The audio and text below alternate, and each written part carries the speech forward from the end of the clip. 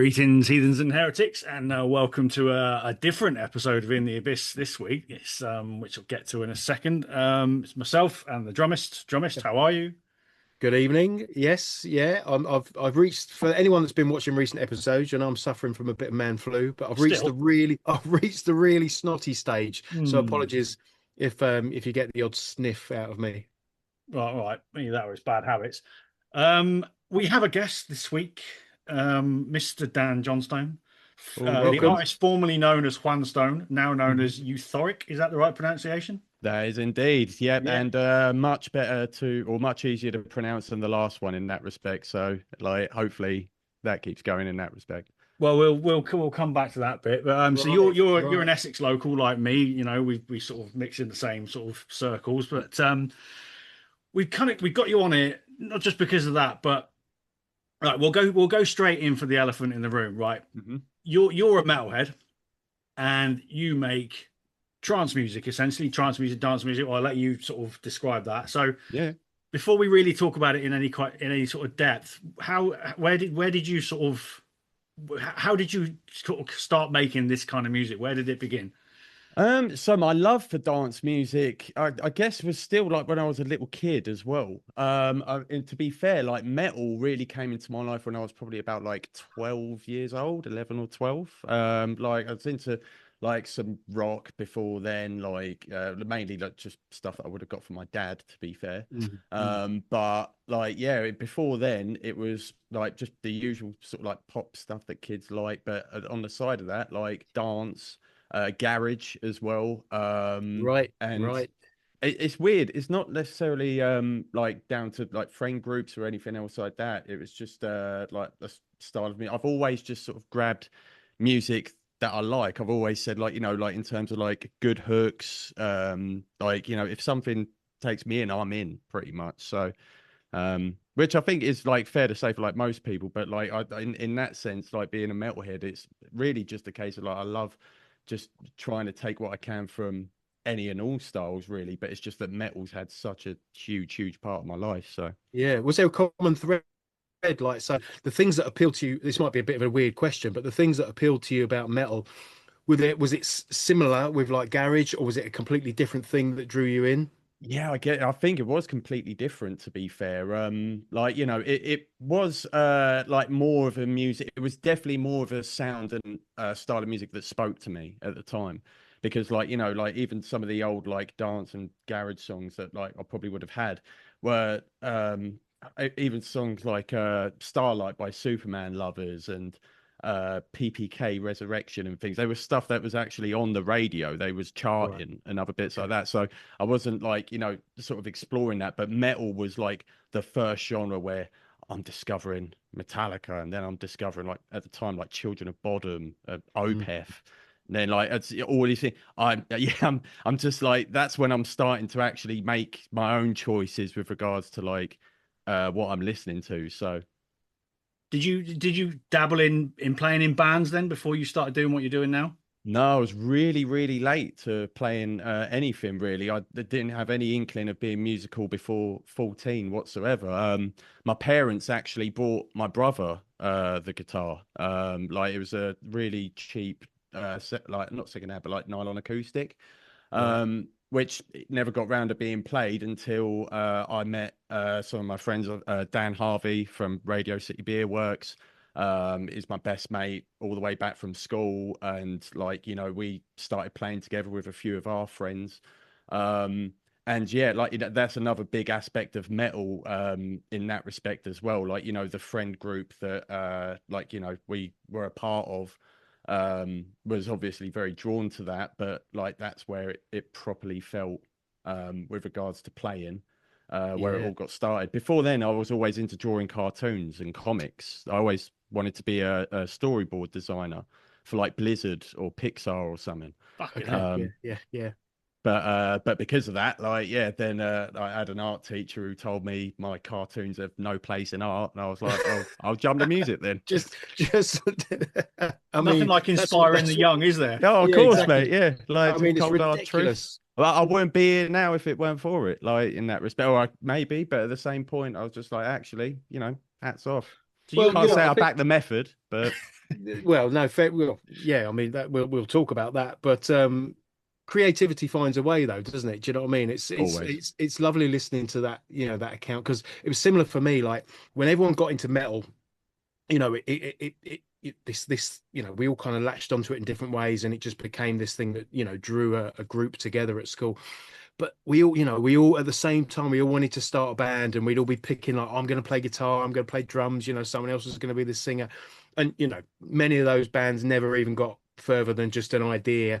But there was something about really wanting to connect with the music, Hmm. and just channel it, and then turn that into something creative, which I think is Absolutely. it's a beautiful thing about kind of that well, I mean throughout, but certainly at that end of it, where you're discovering something and it's brand new and you're just energized by it.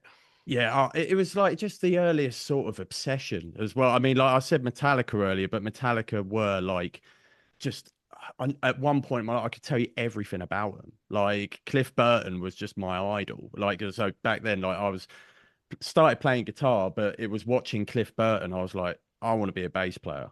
Like that's my jam, really. So like even now, obviously we'll get round to Euphoric in a little bit, but I play a lot of guitar now. But my dream is to have a setup with Euphoric where I'm playing mostly bass because Right. I'm like that is my go-to. Absolutely. That's interesting, because I mean it's not the first time actually on this podcast that we've made a connection between like the low end, of metal, and the low end of like, electronic Mm. music, whether that's Hmm. drum and bass, Just or garage or things like that. It's propelled by the bass. Yeah, yeah, for sure. And it's like I've always said, I love being in control of the thunder underneath your feet because it's not. It's almost like you don't. It's not like you don't just hear bass; you feel it. And it's Yeah. like I've never really had that sort of capacity for wanting to be at the front of the stage, shredding, noodling, doing anything else like that. In fact, like most times I'm playing guitar on stage, I'm bricking it. Like I'm not a very comfortable guitar player whatsoever, but on bass, I'm like chill as anything. I'll enjoy myself so much more. But you just hide yourself behind a wall of equipment like you did at Bay Days, right? And Yeah, yeah, just yeah, fucking yeah. I'm sure we'll get round to that. Yeah, yeah. we definitely will. I was going to quickly touch on your artwork then. So Mm. anybody who's like been on your socials and everything like that and seen your music and everything you do around it, the illustration on that, is that all yours? You do all that yourself? So it has to be precursed. It is AI. Right. Like, Okay. so it is like prompted, it is other bits like this, but I try to utilize as much of what I got from making my own comics and my own cartoons. It's very obviously the term AI slop is everywhere now. Like, Yeah. and I think all of us really do have like a certain eye for that's bollocks. Like, that's just that looked like what someone made last week. That looked like what someone's like 70-year-old bloody grandparent made, this, that, and the other. Like, Yeah. it's with the stuff that I put across, I'm always wanting to. I guess like it is coming back round full circle with it. I like the inclusion of the cartoons, but it's like, obviously with my face, um, it's yeah, it has to be precursed that obviously I'm not painting or doing any of these, putting them together. Yeah. But I am very passionate about like animation, comic book design, cartoons, and other bits. And I just try and deliver something a little bit different. I've got no qualms about like, and obviously it's just because it's a very tricky area to navigate with Yeah. AI and Yeah. everything It in is. general, especially with art. So like, approaching this subject always comes with a bit of like, not necessarily walking on eggshells, but you know what I mean? No, It's, yeah, understand. but it's Mm. just another form of self-expression. I'm like, and when given the opportunity, if I get the opportunity to be able to like hire a proper animator to make some like real life euphoric visuals come to life in that capacity, I'll jump at the opportunity. Yeah. Mm. But like this is never something that I want to monetize, never something else like that I Mm. actually want to like take like an opportunity away.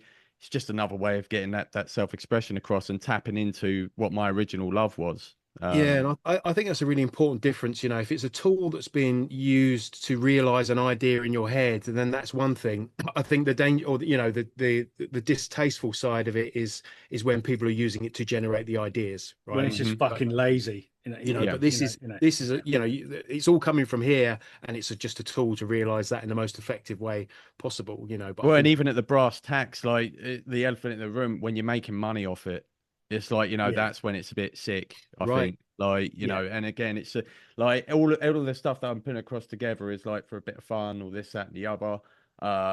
Like, it's just that when that becomes like the idea to, like basically start trying to make money off of people at the same point as well, that's when it gets a bit distasteful, I think. Right. Yeah, that's fair. Well, let's talk about your music then, because like I said at the top, you're a metalhead. We've done all that, but the music you make. So tell us a little bit more about it and sort of what inspires it, and I guess where people can relate to it, I suppose. Yeah, so the under the new name EUTHORIC, formerly known as Johnstone, which I'm so glad to be rid of now at this point. So you mentioned about the pronunciation there. Is that what's behind the change, or is there more to it than that? There's a huge part of the change. I think really the main part of the change was just that it was an old nickname that's just no longer relevant to what I'm about these days and what I'm putting across. One of the biggest advantages it had, which is also one of the main advantages of this new name, is its USP. It's SEO, sorry, search engine optimization. Right, So like, there's no other Juan Stones on the planet, and probably for good reason. But there's also no other euphorics of the TH. So I'm like, well, that's a banger. Like, again, it's to just try and help it stand out in that capacity. But I actually came across the name. I was watching a video tutorial of an artist, a house artist who I like what he makes. And he ended up typing, he was trying to describe in a text prompt, but he was saying like euphoric. He was trying to say euphoric, but he spelt it wrong. And I don't know if you've seen like the gif of Leonardo DiCaprio where he's just like, like he's got the fucking drink in his hand. Yeah. I was like, literally like that. I just hit pause and was like, that's it. That's the one. Like, and and everything just started falling into place there with regards to like, like the new branding, the new approach to everything. It was like, just with regards to the old name, it was no longer relevant. I no longer had that connection to it. And like I was just touching on there, there's several points, including times being on like live broadcasting or this, that, and the other, where it proved to be problematic for some people to pronounce, whether correctly or at all. Like, and I was like, I can't have this arseache. Like, I'm sorry. So whatever you call it, like, how would you characterize the music that you make? So I would still label it under like, so the specific genre is a genre called progressive house. And it's yeah. A little bit of prog in there. Yeah. Well, it's actually more to do with the dynamics of a song. So progressing is in it builds and builds and builds.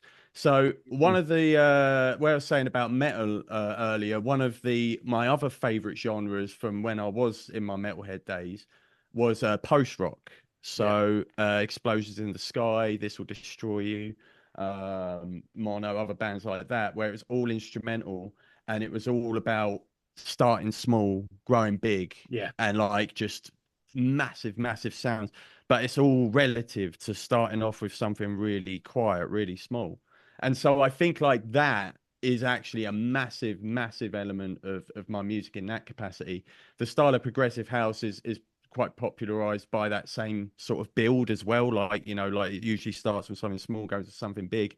But what I feel like I bring to the table different from everybody else is like, even in terms of the live instrumentation, I've got a song coming up next, which is a garage track, which goes into a post-rock build-up, like actually gets all the guitars out, like starts going in big swells.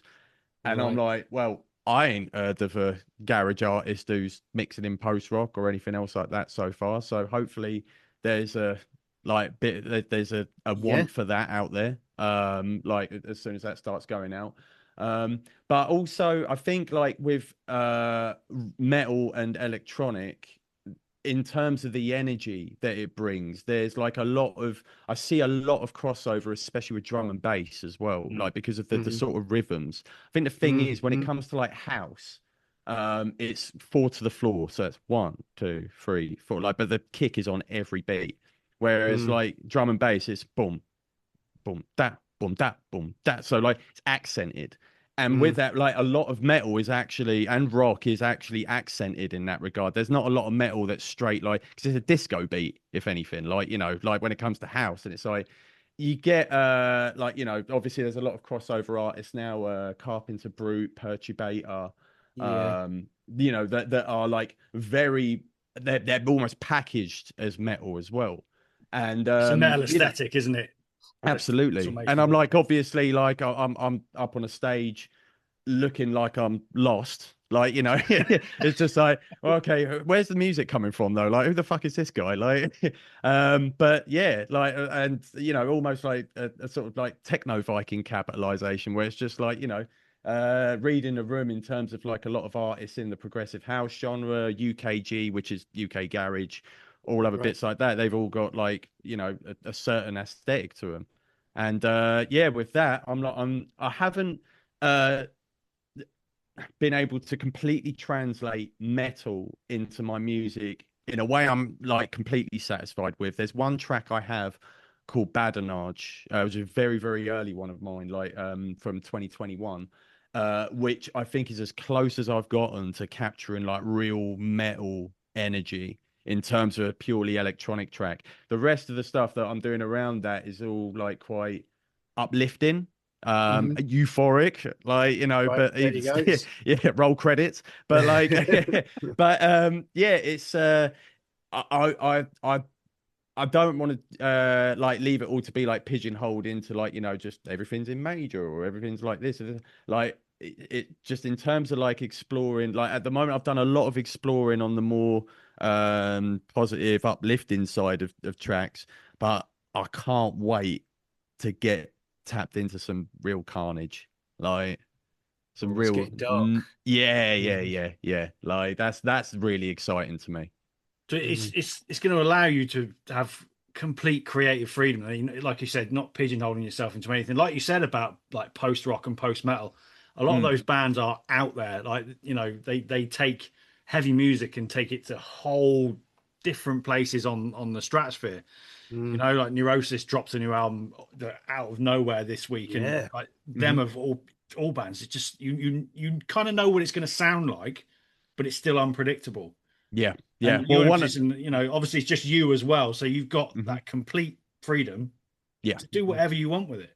yeah. Yeah. And I, And also, oh, sorry. no, you carry on. I was going to say on that note, one of my favorite band, or probably my favorite modern band at the minute, is King Gizzard and the Wizard Lizard, and like Since we've been recording this, they've just released 4 more albums. So yeah, I was gonna say, like, literally, I I think dropped like in that the joke last in 20 test. minutes, like, but that is the point though. It's just like, and it weren't just like, because it was 5 albums in 2017, I think, but it wasn't all like, it was 5 completely different Yeah. genres. Yeah. And like to me as well, they've done my 2 favorite metal albums in the past 10 years, like Infest the Rat Nest and Petro Dragonic Dragon Summon. Like I can't remember the name, but I love it. I They kind absolutely of love they it. of all the prog that's around these days, they actually define that word, don't they? Because they just do whatever the fuck they want. And that's my lead. That's my You know? Northern Star, basically. Yeah, Like those makes guys. sense. I mean, there was a long period in my 20s. I didn't write any music for probably about 10 years. And it really got going again shortly after really getting into King Gizzard, because I was like, they recaptured a sort of playful, youthful thing about Yeah. making music to me again, where it's just like, you know, it's just like, just make the fucking music. Well, Who that's it. It's just yeah. remembering there aren't any rules, you know. It's like Yeah. it's Yeah. like how beautiful is it that just a band can just do what the hell they want to do. You know, we're so used to in you know, popular music, everything's pigeonholed, everything has to fit in that lane, you know, everything has to be Mhm. marketed in a certain way. So to come out and just say, fuck all that, we're just going to do whatever we feel like doing today. But I think But they're leading the way with regards to like people having that attitude with regards to music now. Like you're saying, like, you know, it used to be like, you know, you have to like maybe even sometimes like look a certain way, sound a certain way, fit into this, fit into that. People just are craving authenticity now more than Yeah, ever. Sort of relate to that AI stuff we are saying earlier. People yeah. want real more than ever. And it's like, Mhm. look, they're not wanting to get into you because of like, you know, your metal or this, that, and the other or like your electronic. It's like, what are you about, mate? Like, yeah, and that is where like the excitement for this game is really come back in a big way, I think. yeah. And I think that, you know, like I said, with AI is one thing, but even just digital music in general, the fact that it's now such a throwaway consumable that, you know, it's probably why vinyl, CD, and even cassettes is all sort of making this comeback, as they're calling it. Never really Hmm. went anywhere, but Mhm. it's a lot more high profile, and people just want something tangible. They want to be able to feel what's going on. And I think, you know, we say it all the time, things, the words you just use, authenticity, and just getting a Mhm. gut feeling from the music, doesn't matter what it is, Yep, it just hits you there, absolutely. you Mhm. know. So yeah, no, look, yeah, fair play. So you briefly you mentioned there, you say you had a break for about 10 years where you weren't making anything. So Mm. when did things start? When did you start, you know, writing your own tunes and putting them down, you know, and how long was that period before you took that time out? So I went to I spent 7 years in music education after school. So that was 3 years in college, 4 years in uni, and like studying commercial music performance. Right. And Okay. during like I think it's around halfway through uni, that's when like I got my own recording software. And I didn't know anything about synthesizers, didn't know anything about like, you know, actually making electronic music, but I had addictive drums, which like you're just a tool for being able to lay down your own drum lines. I had a bass, I had a guitar, and I just wrote post rock tracks. And Right. like, you know, I wrote quite a few of them. Um, had a crack at making a band of it, didn't really work, but still kept writing.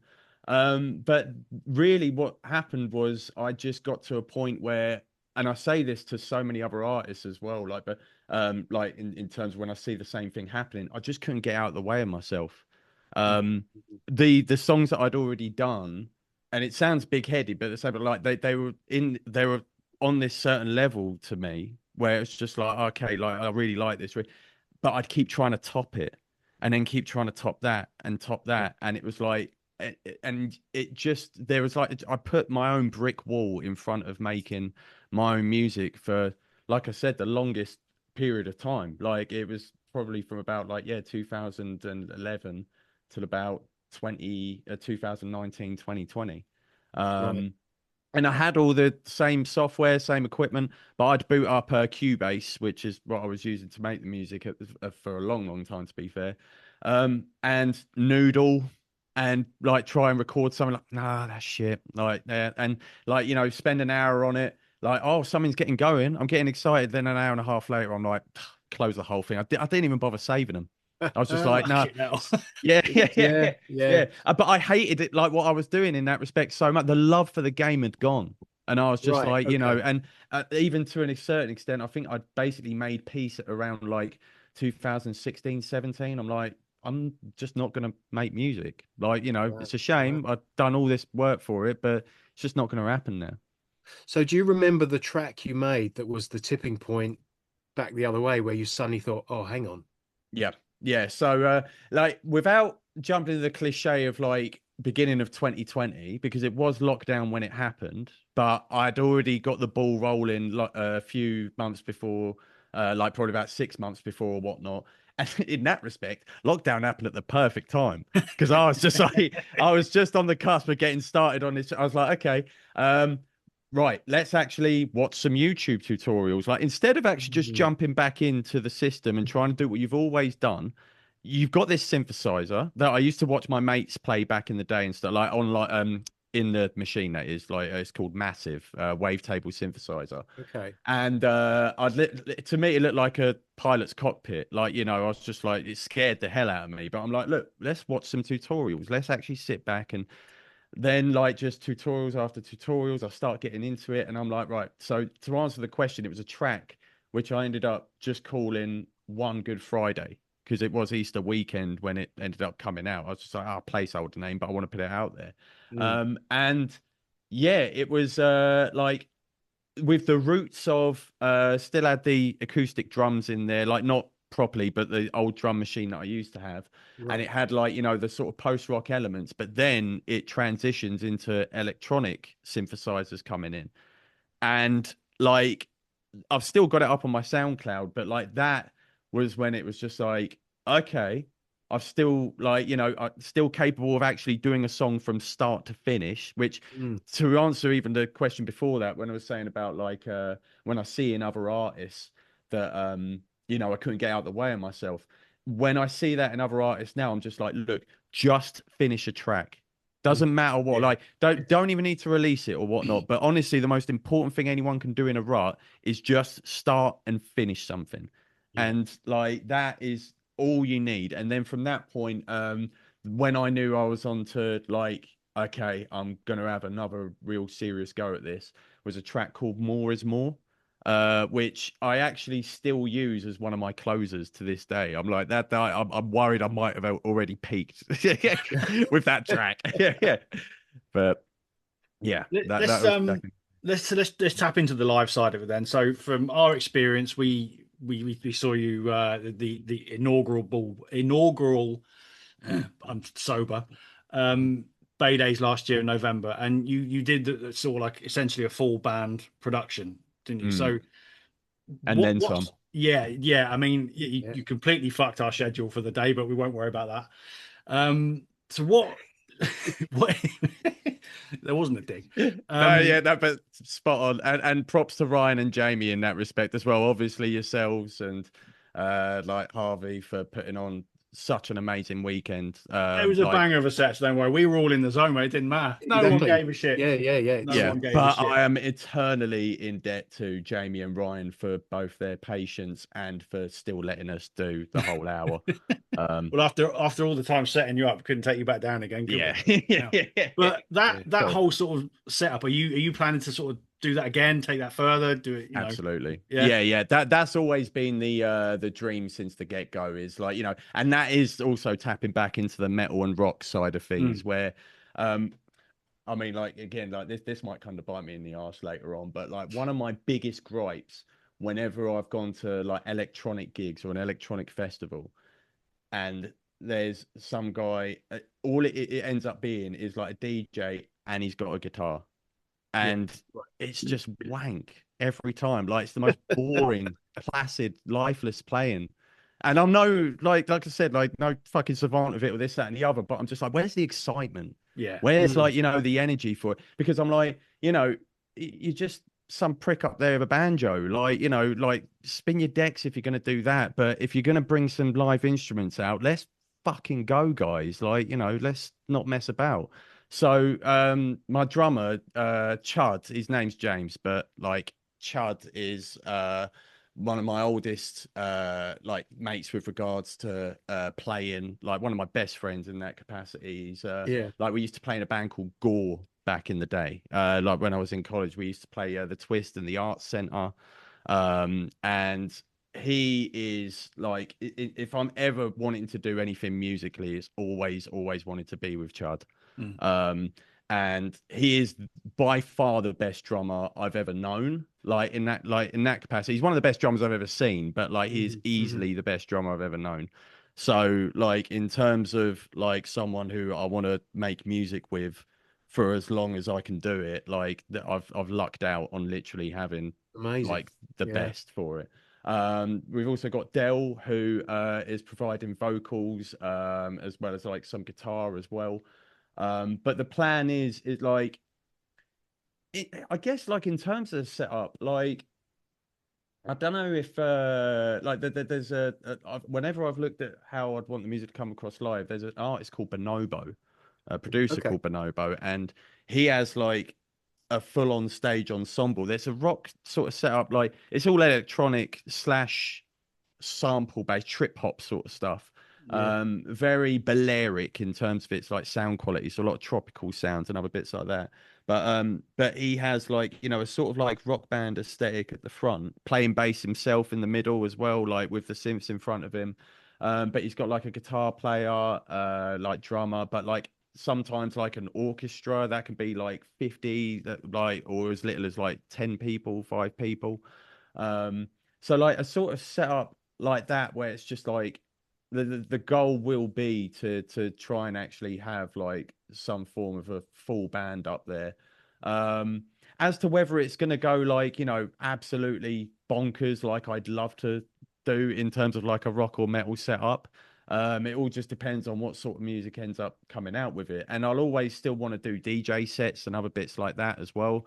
But I'm just not going to bring a guitar to a DJ set and pretend it's anything different. Like, Right. Yeah, I see what you mean. I see what you mean. But just to briefly go back to Bay Days and that performance, Mm, I think it's really important to acknowledge that essentially, you're bringing what you do to a room full of metalheads, right? Mm. And to see them connect with your music in that way and just kind of watch people respond to it as they had with all the other bands that were playing there, very Yeah. different sound, mhm. all the other primarily all the other bands we had on were rock based at very least, varying degrees of heaviness. So for you to come in and do what you do, it helps. It's a moment where you acknowledge how closely the two genres are related, and Mhm. certainly in our formative years, when you're talking about that era around 94, 95, 96, when, the Prodigy came, kind of blew up, and all of a sudden the rock fraternity were just into this new thing. You had bands like Pitch Shifter, which were taking drum and bass, Yes. different. Jim Davies used to teach at the Institute when I was there as well. Right, there you Yeah. go. But I will say I never actually got taught by him because he was a guitar teacher. Right, But I yeah, spoke to him a few times and I was just yeah. like, yeah, props to Jim Davies. But so I'm just making that point that I think there's something about the genres which are more closely linked than people might, you know, acknowledge. For me, it's that thing I think that exists in most music, which is it's about building tension and then delivering the release. Oh, So, yeah. it's just Yeah. about that kind of having things that, kind of simmer along and you get that excitement and you can feel it building and you know what's coming, and that exists in metal Mm. and exists in dance music, and then you just get that I mean, like, that I think like lift, Lateralus. I think Lateralus by Tool, where it's just like that is one of the best builds I've ever heard in my life. Like, Right. and just in terms of and actually just what you're saying there as well, massive, massive props to you both on the post podcast where you guys reviewed it, because you said exactly what you said there, which I'd never really thought about in this capacity before, but was like he had a whole room of metalheads Yeah. nodding their head. Mm. And it was like, shit, yeah, like that's. And again, I'm always thinking like, well, the style of music I'm making, I'm probably going to have to take it to this place and that place, this, that. And I'll always want to play Radio City, especially if it's like a first thing that I'm doing, like, like first ever gig back in November 24, first ever live band performance last year at Bay Days. Like, I love playing Radio City, but I never really thought about it from that capacity. Like I'm always like playing to the Radio City crowd in that regard, but then actually thinking like, well, wait a minute, like taking this sort of music to like like the sort of crowds that you might find at Downloader, Bloodstock, or like other bit. Right. Now, like again, no, like people aren't intrinsically onto this genre. Like they probably don't know like even many artists are probably not even that into it. But like we were saying earlier about that authenticity, if you can connect to the individual and you can understand where they're coming from, this is how, like, and again, like saying about King Gizzard, this is how King Gizzard can release like a thrash metal album followed by a Mm. folk album. Yeah. But they still, I always say this about Radiohead as well. Sorry, going on a bit of a ramble, but like Radiohead, like every single album they do is completely different from the last, Yeah. but you still know it's them. You always Yes. know it's them. Yeah. And it's like that's the most important thing to me, where it's just like, because I want to like I don't want to get like lost too early in like, oh, doing this genre, doing that, doing that. Like I obviously want to keep making a lot of progressive house and trance and garage tracks for quite a solid period of time. Yeah. But yeah, just to like be open to, well, how can I include elements of metal? How can I include elements of post rock? How can I like, leave the door wide open pretty much. but I think the center of it is kind of you as an yeah. artist and a creator, and that's kind of what ties it all together. Well, we're in a time now where heavy music has really changed in recent years, and you think festivals like Arctangent has really helped that, and you've got, I don't know, like a Peng Shui, and then on the other side of the spectrum, you've got Nordic Giants, all these bands that will sort of cross over into all. There's such a a great space out there to do whatever you want, and there's platforms to get it out there. Yeah. Like your music, you can see it working at something like Arctangent as much as you could at a dance festival. So that's the opportunity you've got to to touch everybody in their special places. Hey. Well, even Not like in a BBC way. yeah. The but even like last year at Download, there was going to be Mode Step playing. It all got shut down, unfortunately, for reasons I won't go into. But the whole idea was that tent was packed. And like, I love the idea of like, even thinking about like, oh, where would I want to be like in terms of like where to play? It's obviously like, electronic festivals, established ones like that, Tomorrowland, etc.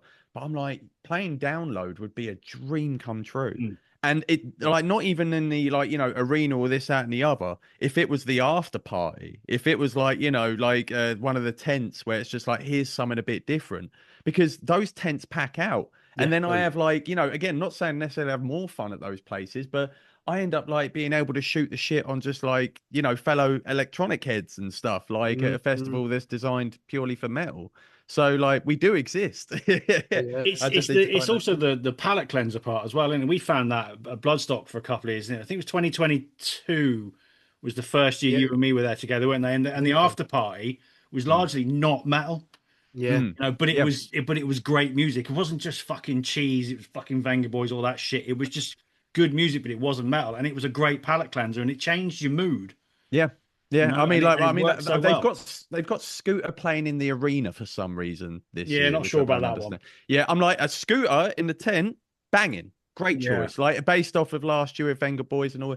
But in the arena, I'm like, let's wait and see. Like, but I'm not confident. I kind of get they're trying to push it a little bit further, but I think they hit the nail on the head for, like you were saying, the palate cleanser side. Exactly. Like that sort of introduces Scooter. And again, not to get into like anything like with regards to this specific debate, but the whole idea where it's just like it's like not even looking to integrate into metal, like to like be a core part of like these festivals or anything else like this, but like just that capacity where it's just like, more than most other DJs or most other like house artists or whatnot, like you guys are my people just as much. And it's like, that would be lovely. That would be wicked to have those sort of opportunities at some point. So right. So you're about to drop something new, which is the main reason we've got you on here. So tell us all about that. What's coming? Right, so I've got a new single. It's my first single as Euthoric, to be fair. So it's exciting enough in that capacity. It's a song that I've actually been working on for quite a long time. Like, I started it 2 years ago, but I haven't just been chipping away at that one track. Like, it's just materialized. And basically, it's a garage track that is due to be released on April 15th. And the reason we've chosen that date is because we're collaborating with Concrete Canvas, who any Chelmsford residents listening to this podcast are already familiar with their work, walking through town and just seeing their amazing murals on the side of buildings, on the open reach cabinets, CCTV stands. It's absolutely spectacular. And I've always, like, even since the early days of seeing that artwork, I'm just like, I want to, like, do something to get involved with what they're doing, like to shine a spotlight on a city that decided to invest back into its creative spaces, which I think is so badly needed across the board at the moment. Like in most British towns. I think like I did see some work up in Margate when I was up there last, where like they're getting on the murals and stuff as well. So hopefully Concrete Canvas have pave the way, like no pun intended, of basically just for getting that done, like across the UK, and hopefully, like obviously there's other places in the world and even in London, like Hackney Wick or whatnot, which is like spectacular for its like artwork and Leek Street Tunnel as well. Mm-hmm. That's incredible.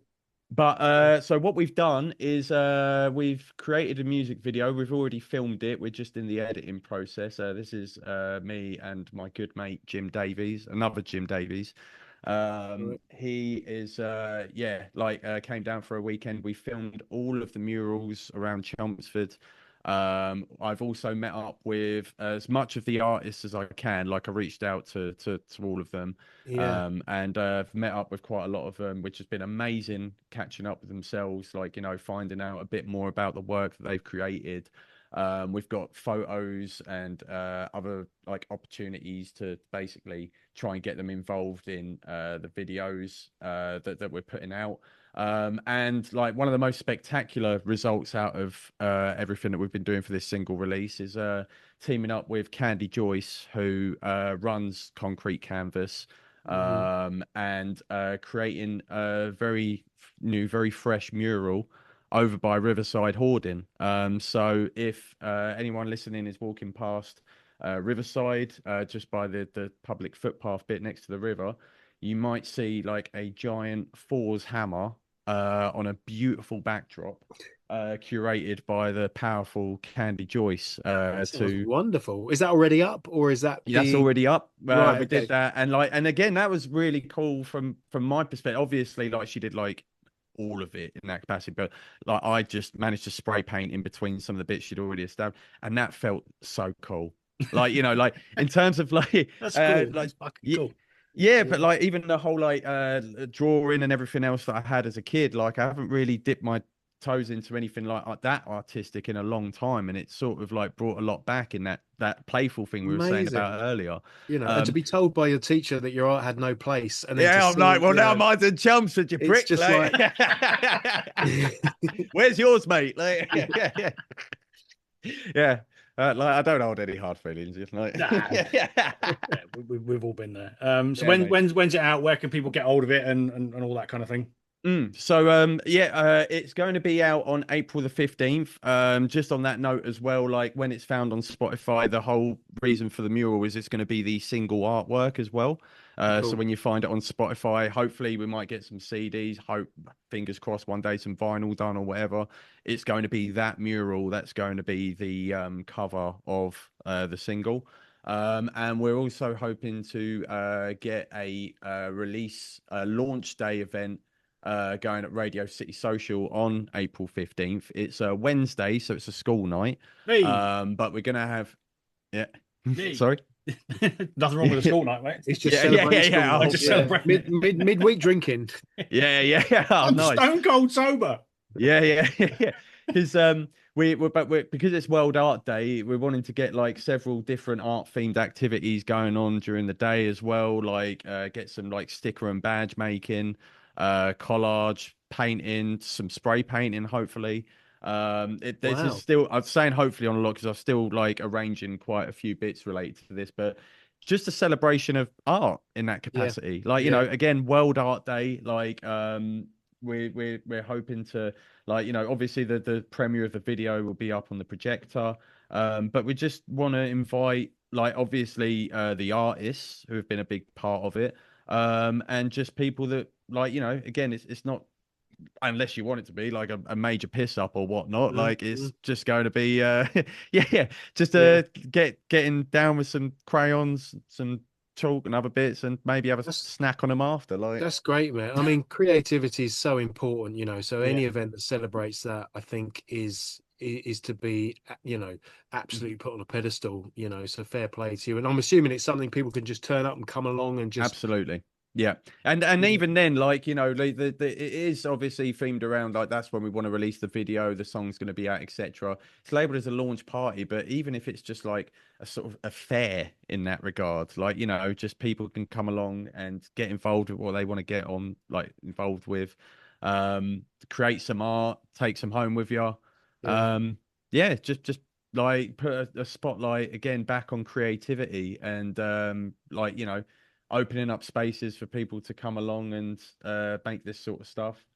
Like really want to and to hear new music under, you know, the first song under your new moniker. I can't wait.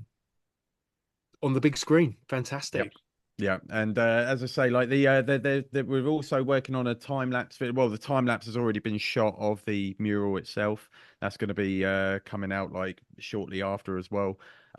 So yeah, like we really just want to try and just get as much buzz, as much talk, going around. Like obviously the song and the video, but also Concrete Canvas. Like like getting people more of a story on how it's all come about, like like also like what Concrete Canvas are going to be up to. They're actually working on new murals this year as well. And there'll be a Concrete Canvas street party in May. But apologies, I haven't got the specific date on that one. I remember when we first moved to Chelmsford. We've been up here 3 years now, and we went down to one of those. It was the day that Benzie Brotham was doing the Keith Flint, which is up Oh, in Intense nice. Yeah. Records. Hmm. Which I was just transfixed watching him do this. It was just such an incredible piece of work, and obviously, being the Prodigy, being Essex, it was, it was all quite poignant as well. So, like Hmm. Bean said, just being able to share all that creativity, it's a really really cool thing. Yeah, It needs to be encouraged more. Mm. So absolutely. yeah. What about your and off the back of the single, are there live performances planned, anything booked, or is that all still to be announced? So we've got one gig at the moment, but this year I want to take a little bit of a step back on the gigging front and try and focus a little bit on the dreaded social media promotion aspect of it Now, all. yeah, So I was gonna ask you about that because early on, when we were early on in the conversation, you made reference to several, several things regarding the sort of, putting things out on social media. Like, what are your feelings about that? Like, generally speaking, have you got any strong feelings one way or another? a lot of people want to throw modern music marketing under the bus. Like they just see Facebook, they see TikTok, Instagram Reels, and all that, and they're like, "Oh, the music industry is the worst it's ever been." And I don't necessarily think, like, well, I can on one hand, actually, I completely disagree, but like in that sense, I think it just depends on what it's being used for. So I Mhm. always say, like, when I was playing bands beforehand, like back in 2006 to like 2010, 12, it was always about getting through the middlemen. So Mhm. like you could have a really strong local band, for instance, and like they're playing all the venues around here. The bars is still going. Like obviously this is back in like 2010 or whatnot. And then suddenly, someone from Kerrang's going to come down to our gig, or Right. someone from Q, or this, that, and the other. They're going to come and like review our set, and it doesn't matter how much buzz that's got. It's going to like if that person comes along as an absolute shithouse and it's just like, oh, load of wank, 1 out of 5, or this, that, and the other, you're finished. Because like that was like, and that might be a Yeah. bit drastic as well. Like obviously, like there's probably more opportunities, but my point is that how far you got was completely in the hands of somebody else. Like, Mm. and then you take it even further back than that, it was even worse then, this, that, and the other. But what you have now is no middlemen left, really. Like, like people review for the love of it, like obviously like what you guys do and everything That's else. silly But cunts. like, yeah, but like at the same point, like, these like giant magazines or whatnot, like or online establishments. I always used to love Pitchfork, for instance, but I'm like, I Right. haven't Yeah. seen a bloody Pitchfork review in about 5 years. I couldn't care less. Right. Yeah. Um, like because of things like Spotify and how accessible music is. My point being is that like I think back in the day, people needed reviews in order to know before they parted ways with their hard-earned Yeah. cash. Mm. Um, they needed to know whether something was like worth listening to or this, that, and the other. Whereas now you can just go and find out yourself in 5 minutes, and then like take it from there. And I Right. think everyone's disappointment with modern music is one, they still measure it by the old standard of royalties, for instance. Yeah. So Mhm. Spotify pays fuck all, like, and Mm. Spotify is scum, this, that, and the other. Like, I personally love the tool Spotify. Like Daniel Ek is a whole different conversation, the politics and everything else like that. But Yeah. as a tool, I absolutely love it. Yeah. And it's like the thing is obviously like there's a lot of like different debates to have about like the ethics of its payment systems and other bits like this. I personally don't look to Spotify, or never have wanted to look to Spotify to make me money. And I think this is the key point to it all. It's just like a lot of people have the idea, like obviously once it's up on Spotify, they're not making any like money from the music or other bits like this, and it's just like, well, this is where you got to start looking into getting creative on the other avenues. The advantage of Spotify that not many people seem to talk about, but I think it's right there to be seen, is the capacity that everyone now has your music in their pocket. Yeah. Like, it's no longer a case, like we were saying earlier, like, you know, having to buy an album off a shelf or this, that, and the other. The whole world can tune in and listen to EUTHORIC tomorrow. Like, you know, it's that freedom of being able to explore and navigate. And like, you know, especially like where I was saying, like back in the day, like I loved like just grabbing music from here and here and here and here and here. That's why I love Spotify. I love the modern day model. I think when it comes to social media, the thing is there is a very specific way in which it needs to be approached. And I don't, right now as it stands, I don't have really the numbers to back it up with regards to like followers, this and the other. That's not what this is about anyways. But like the whole thing, I think there are methods that people aren't trying. And I think a lot of people make content harder than it has to be. I think what happens in most cases is people give it a go for a little while, like maybe a couple of months or something. They don't get the results that they want, and therefore it's all the fault of Facebook, it's all the fault of Instagram, it's all the fault of TikTok, etc. And I'm like, you know, and even then, like we're at a certain stage where, like, you know, social media is demonized for all sorts of reasons, regardless. But I think for music, there just needs to be, in my opinion, a little bit more education readily available on what sort of things are working. And, you know, like I think another thing that scares people is how quickly everything changes as well. Like what worked last month isn't going to work this month. And like, that's you know, a fair point. but I also think, like, and again, I might be a bit drastic, willing to be proven wrong here, but I don't remember a time when the music industry was any different either. I think like, the whole thing is a lot of times like these arguments get brought up against modern music, like social media, its distribution, its payment schemes, and this, that, and the other.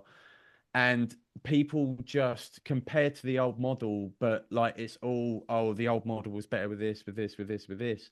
But it never really gets mentioned how actually the new model is better for this and this and this. It's better for actually getting your music out to the most amount of people. That's the best biggest point. It just being able to get, you it know, doesn't matter how small a band you are, you can get it out there. Just and like community. Yeah. You build your own community. Yeah. You're in charge of your own community. Yeah. Like, I think that's sorry.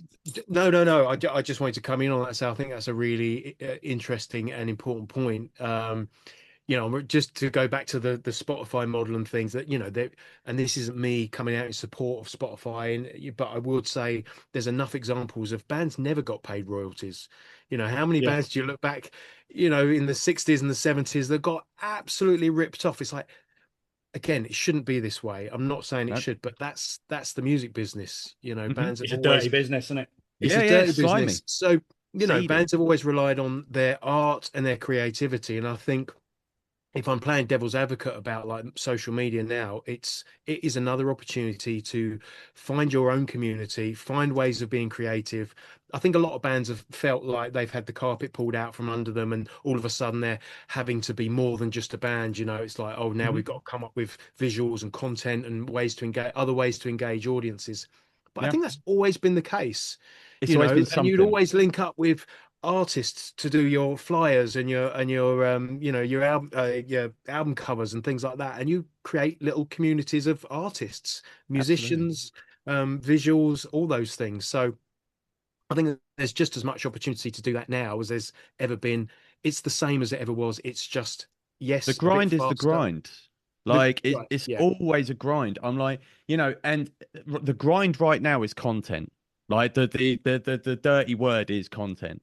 But like, you know, back in the day, like I read in like Radiohead's book ages ago, it was just like interview after interview after interview where they're on tour. It's like obviously like the gigs are tiring enough, but they have to go to like this radio station, they have to go to this press thing, they have to go. And I'm like, obviously that's still a big element now, but like back then it was constant and it was just so exhausting. So it's like, you know, again, I think the thing is that like when it comes to content creation, it can absolutely be exhausting. Like it is exhausting in its capacity. But I also feel like a lot of people, from what I directly see, make it harder than it needs to be, including myself. Like in terms of like trying to make certain like bits go. But what I've had like you know, because I've always wanted to have that polish to it. I've always thought, oh, I don't want to put something out if it's like this or like that. But like what is really working at the moment, what I'm noticing in terms of like my market, like I said, like market research, but like, you know, just like from other like similar artists that are trying to build themselves up, it's really just as easy these days as just putting your phone there and just recording a little snippet of something. You don't have to shake your tush or do a little like TikTok dance, some meme or something else like that. Just like find the right hooks, which like again, yeah. And it's like there's some dirty tricks. Like again, like you know, you've got to have like the right hook for it. You've got to like think in terms of using like micro genres and other bits like this. Like so this is always like the most interesting thing to try and explain is like, you know, especially like with certain artists I talk to where it's just like, oh, you know, you've heard it before, where it's just like, oh, you can't categorize what I make, like, you know, it's like or genre. It's like, well, you're gonna bloody have to, mate, like in this in this day and age. Like make it up, do whatever you want, but the more niche you go, the more you grow. Like it's you got to get as niche as you possibly can with stuff these days. Right. And I think if anything, and sorry, I'll wrap it up with this. Like what I was saying with Spotify earlier, and maybe to a certain degree, like Instagram and everything else like this, but I'll stick to Spotify. Like one of the things that really annoys me with them, and again, this whole politics of Daniel Ek and what he spends his money on, like that money, which is like millions to billions, could be being used to set up, like, say in Chelmsford, a Spotify for Artists store, where it's just like, you know, they hold workshops and they actually instruct young artists on how algorithms work, how you get playlisted, how you get editors picks, how you do it. Because this is all like crucial information. This is all information that the record labels and agents and other bits, like they know how this, and they have the contacts for them as well. But the thing is, all of this power is in our hands. Like, you know, as when it comes to another thing, like even with regards to record labels, and I heard this years ago, it might be complete bollocks, like, but at the same point, 90% of what's in record contracts these days is you got to run your own TikTok. And it's like, well, I'm already fucking doing that, mate. Like, you know, what do I need you for? Like, you know, it's like that's the whole thing. It's just like it's now we're now at a point one where like the big labels aren't as powerful as they used to be. But what is powerful is the smaller labels. And rather than getting an advance of like say, oh, we've just signed you up, like Virgin Records just signed you up, like now you're getting like a 50 grand or 100 grand advance or something else like this. It's like now you actually get these smaller independent labels and they give you like maybe like 2 or 3 grand or something. And it's just because that's if you're really serious about making good music and you're passionate about what you're doing, that's all you need. Like, you know, to get a good video, to get a good release, to get even a good album, like, you know, few thousand, something else like that, probably not even that. So yeah, I wish that Spotify would invest back into itself. That would educate artists on how its tool works, because like, you know, it's just being spent on faff. Yeah, it's interesting. I don't want to get into it. We had a very similar conversation a few months back as well, and I think you know, maybe we'll put a link to that episode off the back of this one. You know, because there were, you know, there's some interesting things happening and some people kind of offering their support with that. Yeah, I think one of the key points you made, I'll finish this off now. One of the key points you made is that it's in our hands, and we're no longer, like you said, we're no longer relying on Kerrang and Metal Hammer and all that kind of thing. If anything, now they're the followers. Yeah, like you want all your new music and exciting stuff, and we try to do it ourselves wherever we possibly can. This is where it's coming from. It ain't coming from the magazines anymore. By the time they've picked up on the latest thing, the whole fucking world knows about it. It seems now. That's it. You know, like take this fucking Angine de Poitrine malarkey that's band going as on at well. the minute. It's Man. fucking mental. Love it. But they've And just from a appeared. marketing perspective, I love it as well. Like, Yeah. actually, like the music is shit hot. It's fucking And the imagery, everything is completely bonkers, completely unique, and it's just everyone's on it. Yeah. yeah, Like the London I show has haven't been been this upgraded 4 excited. fucking times. Like, I haven't been this excited about like a band in a long time. Like, I in feel terms exactly of like, the same. yeah, because it's like just everything they've done is like home run, like Yeah. strikeout, just and like again, we'd be talking about it for hours otherwise, but it's really good reference, really good reference on that one. Like, love that band at the minute. I was talking about it with some friends earlier this afternoon, and it is, and you kind of alluded to it there. It's like they've just managed. It's a combination of every little thing done exactly right, and look at it, the whole world is talking about them. Yeah. Like just like that, it's come out of nowhere. It's almost happened over a couple of weeks. Yeah. And again, the King Gizzard reference of the microtonal stuff, like, just bringing it back to the music. I'm just like, oh God, you guys couldn't be more perfect. Yeah. Literally couldn't be more perfect. In it. Well, there you go. That was loved hearing about everything you're doing, and I think the conversation we just had just says a lot about where we all are when it comes to music now. It's a melting pot at the minute. Yes, it can be saturated sometimes, but fucking how many. You go back 25 years and no one had a top 50 albums of the year in their own personal collection because you didn't get 50 albums. Yeah. Whereas now we just give it. Let's have it all. Well, we're Fucking also throw in the it at age me, of the playlist, and that Yeah. might be for better or worse. Like, for me, I love it, but like, obviously don't want to like say too much negative on the album side of things, but I actually really love the fact that we're now like following a model that's like you get like a new single once every 2 months as opposed to waiting 2 years for a 12-track album. EPs, that's another one that seems to be getting so you can do 3 or 4 songs and get a release out there, and it just keeps the momentum going. It gives you something to tour. It just keeps on going and going and going. I find it really exciting, and I think like and obviously like I'd love to get deep on a conversation like just music industry related.